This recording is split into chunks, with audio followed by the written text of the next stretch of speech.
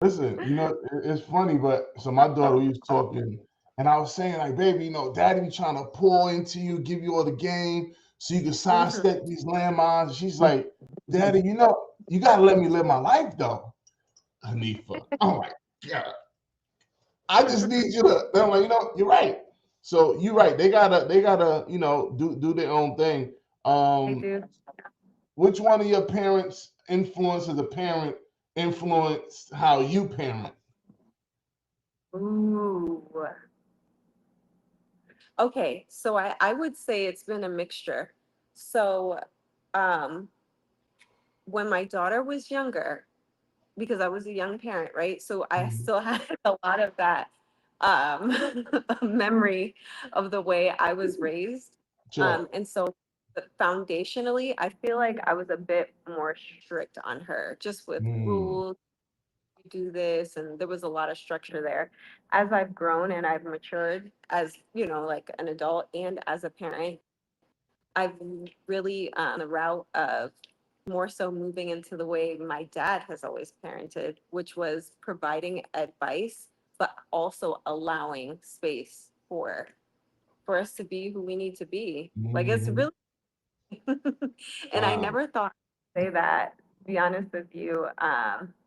But it's the reality. Yeah, so I've definitely had a combination of both, but it's been at different points in my life, depending on Mm. my growth cycle. Check, check. No, I appreciate that. That's interesting. So patience, patience, patience, patience. I like that. Now, how do you do it though? So like you got parenthood. I mean, all the things you do, real estate, coaching. How do you find balance as a mom? Oh gosh, it's easy now. She's 19. She's like, yeah, I'm gonna be here. She's still autopilot. Okay, so back how so you got Everything. I'm calling her. I'm like, can we do this? She's like, yeah, I'm busy. So I have time. I'm I'll not say even that. ready for that conversation. Um, Yeah, sheesh. but no, that's my girl. That's my girl. It really is important to have. People always use the term work-life balance, but I don't know how realistic that is. Mhm. But really being mindful, right? Of although there's the obvious need to make money, we live in a material world, right? Like you need money in order to pay your bills, but then also just having that system of checks and balances to make sure you're staying in touch, staying connected with the people you care about, and being able to provide that just that balance with your personal relationships, maintaining that. So Okay.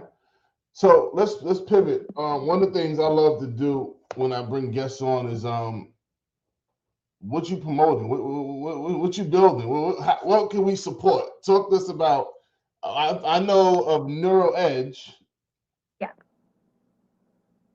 Talk us through that. So What's that? Yeah. so NeuroEdge is my coaching program.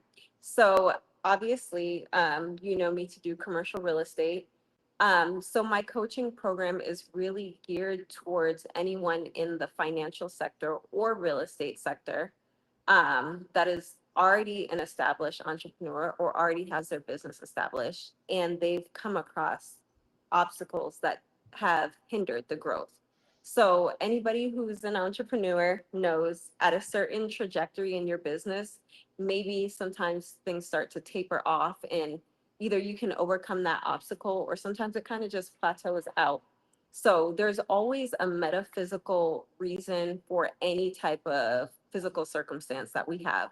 So my process really focuses on not just the actual performance, looking at KPIs and looking at performance of the business or whatever obstacles there may be, but actually addressing any subconscious blocks that there Mm. may be growing past a certain level. So NeuroEdge focuses on mindset. It's very holistic, and I integrate that into the real world experience of what they're doing in their business to help overcome obstacles and help them to scale their business.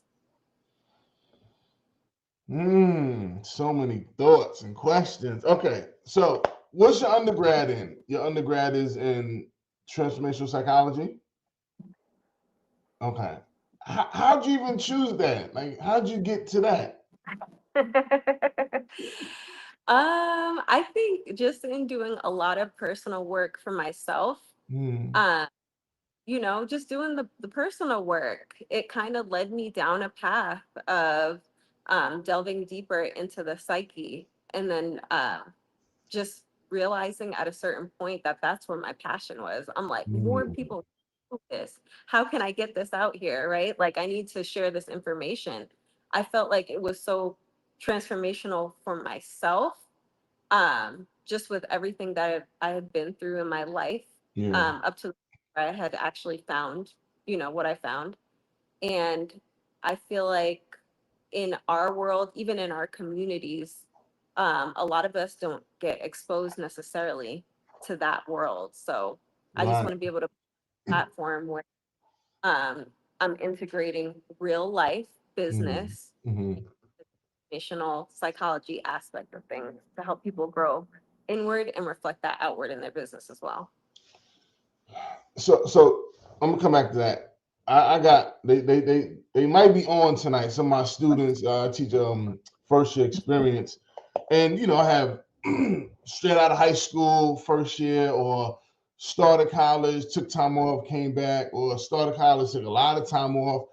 What advice or insight would you give them to someone that's in college now, starting over or starting, and just unsure of what to major in or what career path to take? That's a good question. I would say, first of all, it's absolutely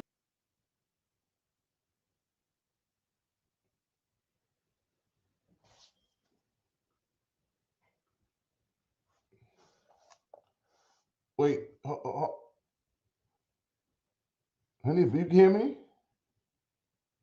to, I'm sorry, can you hear me okay? Okay, now you back. Now you back. Start over. Don't Oh, fight okay. me. Okay.